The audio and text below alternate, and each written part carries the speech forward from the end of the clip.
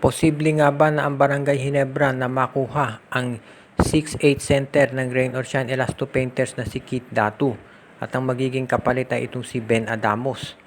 Si Keith Datu ay isa doon sa mga ginagamit talaga nitong Rain or Shine Elasto Painters. So baka magtanong yung iba bakit yan ite-trade ng koponan ni Coach Yeng Yao. Kung titignan ninyo yung huling game nila kasi ang dami ng big men ng Rain or Shine na pwede nilang magamit. Itong si Luis Villegas nandiyan na at ayon sa management ang laki ng potential nito. Plus of course si Kaylan Tiongson and ang veteranong si Bo Belga. Plus nandiyan pa itong si Leonard Santillan, si Nick Demusis. Yan ay mga puro big men ng Rain or Shine. Kumbaga sabi nga nila sa sobrang dami ng big men ngayon ng Rain or Shine parang hindi na nila malaman kung sinong gagamitin. At yan ang dahilan kung bakit sa tingin ng karamihan ay itong Rain or Shine Elasto Painters ay baka pumayag na i-trade itong si Keith Datu sa Barangay Ginebra. Kung sakaling mapunta si Keith Datu dito sa Gene Kings, magiging malaking bagay yan para kay Coach Tim Cone dahil sa tingin ng mga observers at mga fans, parang nahihirapan pa itong si Isaac Go. Itong si RJ Abarientos maganda na pinakita dito sa second game niya. Pero itong si Isaac Go naghihirapan pa rin. Hindi lang yung scoring niya, kung hindi maski na sa depensa.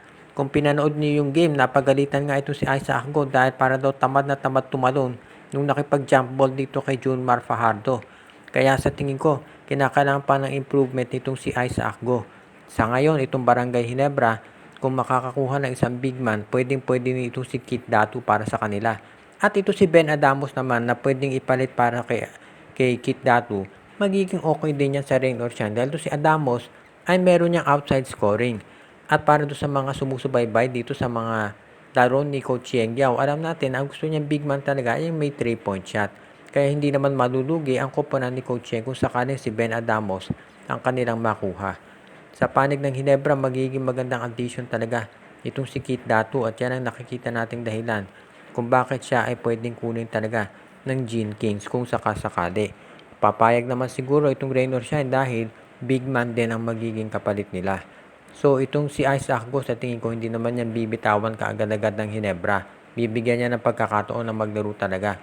Pero gusto nila na magkaroon ng assurance na meron pa silang isang big man na magagamit just in case nga na kinakailangan. Dahil parang medyo nahirapan pa itong si Isaac Go. Kung sakasakali na kumuha ng isa pang big man ng Barangay Ginebra, parang ang itong si Keith Datu ang bagay dito. At yan ang dahilan kung bakit ang Ginebra ngayon ay gagawa talaga ng mga trades para makatulong dito sa koponan nila. Dahil tinitignan na nila dito ay yung future ng kanilang lineup na siyang magiging dahilan kung bakit sila ay gustong kumuha ng mga bagong player.